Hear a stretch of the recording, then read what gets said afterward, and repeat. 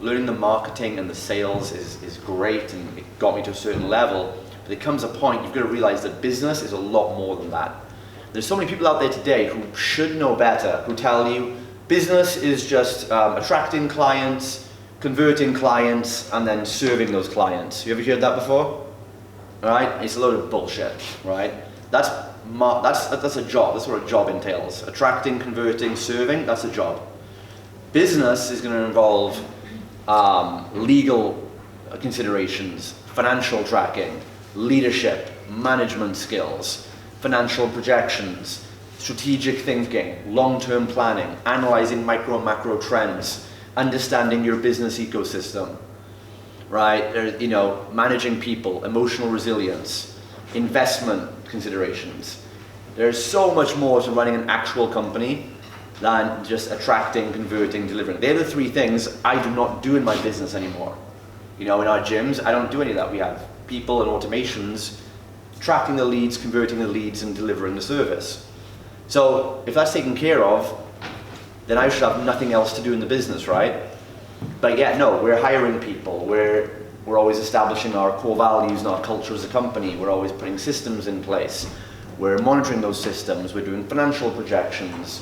We're doing long-term strategy. We're doing acquisitions and mergers and buying out other gyms, right? And all the legal considerations that come with that.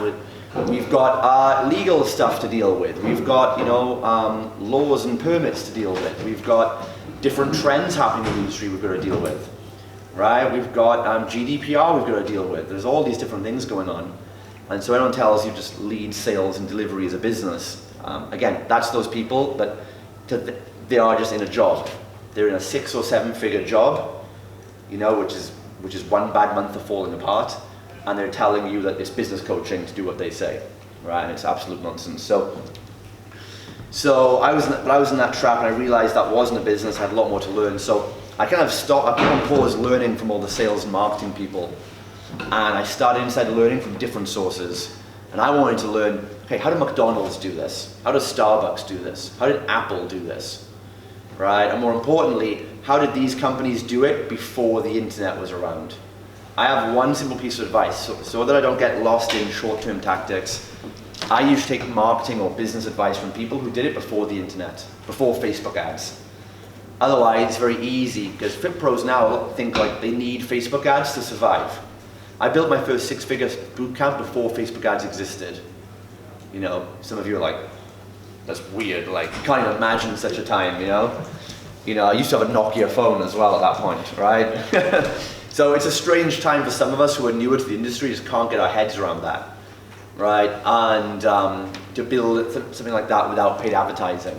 So now, Facebook ads, I appreciate, and I'm so deeply grateful for things like Facebook ads. I don't take them for granted because I know how hard it was to build something without them. And I also know that as much as I like to use things like that, and we should take massive advantage of these new tools that weren't available to us 10 years ago, we also can't rely on them or become slaves to them either. And your business needs to run just as powerfully without that stuff as it does with them, right? Which is what grinds me when people try and do this organic marketing, and wear it like a badge of honor. Like, I got this many clients without spending a penny on ads, and you should do it too. And I'm like, well, you're an idiot, because if you made $6,000 a month without advertising, with paid ads, you could triple that. Again, the paid advertising is a steroid to do more of what's already working. So if you didn't, you're just a fucking idiot, right? So, you've got to watch all this stuff. There's people that are doing one tactic and they're telling you this is how you should do it too, which is not long-term thinking. So I started learning from real business sources, and I wanted to learn how did a company like McDonald's do what it did. Starbucks? I've studied Starbucks really in depth for a long, long time. I've read all the books out on Starbucks. My business mentor now led HR for Starbucks, actually. So how many of you guys have met Yassine? You must have met him, right? No? Eva has. So yeah, my business mentor Yassine, he runs a 9-figure company in sports drinks and manufacturing. So that's where I get most of my advice from, not the 6-figure funnel guru or someone who I've got 30 clients for Facebook ads, so I'm a marketing expert now. But someone who's actually like, been there, done it, and he's got a mentor who's a billionaire. So he's like, I don't know nothing, I earn no money compared to my mentor. So he actually led HR for Starbucks back when Howard Schultz came back in and turned the company around in 2008, 2009, I think it was. And, so it's really learning like proper business lessons and thinking 20 steps ahead, stuff like that. And I've studied Starbucks a long time, and Starbucks actually, when they first started, their goal in like the 70s, I think it was, their goal, Starbucks like 10-year vision was to have 3 coffee stores in Portland, Oregon. That was their goal. Like, we're gonna have 3 coffee shops. If we can do that, we're gonna retire happy. Now they open about 11,000 stores a year, right? So again, it comes from that depth of vision, that perspective of if you try and build from the front up, you have no idea what you can actually do.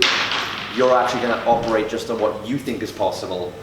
And that's why, again, mentoring is so powerful, because you can think and plan and act all you want, but thinking and planning and acting is not enough, because you're only going to think, act and plan based on your level of perspective and awareness in the world, right? If you didn't know weights like dumbbells and kettlebells existed and you thought all there was cardio to lose weight, then you would just think and act and plan and do cardio, which is great. But then you're missing out. If you just knew weights existed, you could just do the weights and get in shape faster and quicker, right? So you're always operating from your level of perspective, and that's where mentors and guides come in, who are that far ahead of you, who can show you new ways of looking, new ideas, new strategies, and give you new actions to do, which will actually get you where you want to go faster. Does that make sense? So I started learning from business advice like that, started getting proper mentoring, and then, cut a long story short, things started getting on track. Built that studio. I went back to Cyprus, rebuilt the studio again, but this time I was working on it, not so much in it. I brought someone in to deliver the work on the client so I could work on the business, I could do our marketing funnels, run our Facebook ads, which just came around at the time, and do all that stuff. And then I eventually actually sold that studio onto my partner because I wanted to go and do different things.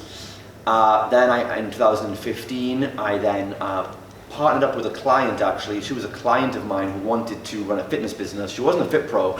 She was actually just a very entrepreneurial lady, and she wanted a business in fitness and health. And she had this idea for a program for students, which I told her was stupid. I was like, don't sell to students, they have no money. So I was like, I'll work with you, but your business idea is garbage, so let's not do that. But I was like, look, I've got this studio, I've just sold it, I've got all the systems still. I didn't sell my IP with the sale. And I was like, we could just try and build this over in she was from Romania, so I was like, we could just build this in Bucharest, in a big city. I'd love to see how it pans out. And she was like, sure, yeah, but as long as could you come to Romania for like 3-4 months to do the setup and help me with everything, the setup, ordering the equipment, the hiring. And we went for it, because obviously we had to do the setup and obviously had to hire a team from day one, because she couldn't do the fitness sessions. I couldn't, because I don't speak Romanian. So we had to, literally set everything up. We had the idea in October. We opened in January, right? That day we got on the phone to find estate agents to find us a location. We built 3,000 square foot facility, ran the ads, did everything. Basically from January until April that year. By April we were turning over 25 grand a month in that facility with a team of 6 people, right? So it just shows what's possible. I was in a different country in a language I don't even speak, right? And so I took that on because it was quite a challenge for me, right? With an entrepreneur who'd never actually run a business or been a PT before. So just to destroy some of your limiting beliefs. And she was at the time, she was a 23-year-old, just came out of university. So a 23-year-old female with no PT experience is literally just, with my help of course, literally opened up and now runs a business that made 25,000 euros a month within the first 3 months of opening. They've actually, and then again, I actually, in that arrangement, what I said was, I'll help you do all that, but I'll obviously be partners in the business with you. So I did that, and after a while, they didn't need me, I was redundant again. So I actually ended up just selling my shares, and I just sold the company back to them. because I had no interest in going back over there. But I still keep in touch and we keep an eye on things, and I help them out here and there as an advisor. And just last month, some of you guys in the mentorship will know I made a post about it. They've actually just opened their second location. They did a deal with Renault, the car manufacturer. Renault have a headquarters in Bucharest with 3,000 employees. They've done a deal with them, and they've now built their second location within the Renault headquarters to serve their 3,000 employees. Right? So, just goes to show what you can do with that kind of thing, even if you're not even a PT. And then since then I started helping other PTs and so on, and then got back into the game of building more boot camps, building more gyms, partnering with some other people as well. And now we have gyms down in Cardiff, we have the Transform Hub here in Preston, we have a women's centre, we have a men's Transform Hub as well. We've got a couple of boot camps have opened over in Nottingham, and I've actually reopened the fitness boot camp over in Cyprus as well, which I sold on the studio.